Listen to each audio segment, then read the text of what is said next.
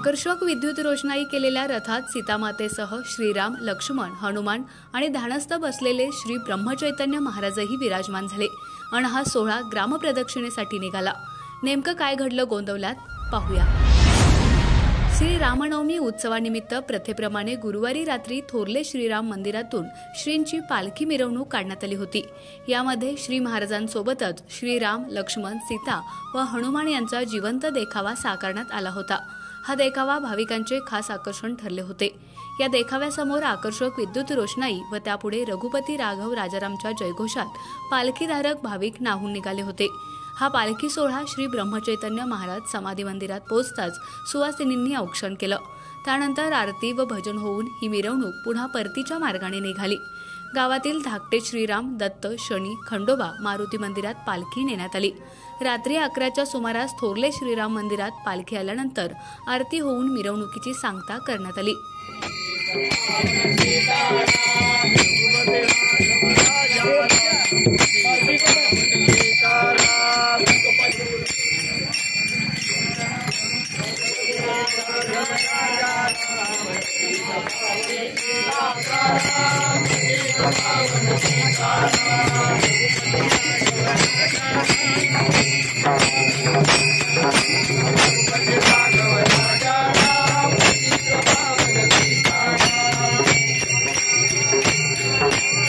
तू मला घेऊच नको कुठल्या फोटोमध्ये।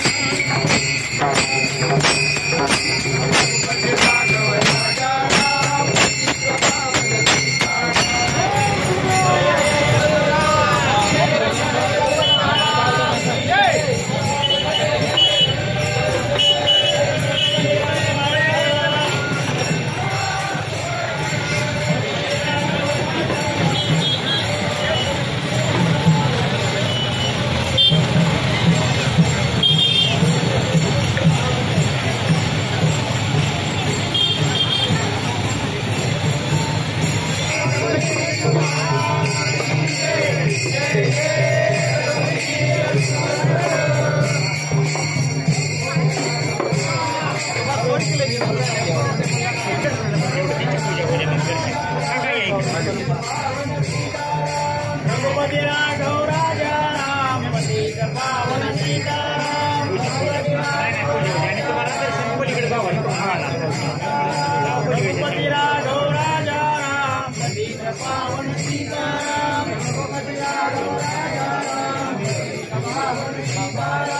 रघुपती राघव राजा राम पतित पावन सीताराम। रघुपती राघव राजा राम पतित पावन सीताराम। रघुपती राघव राजा राम पतित पावन सीताराम। रघुपती राघव राजा राम पतित पावन सीताराम।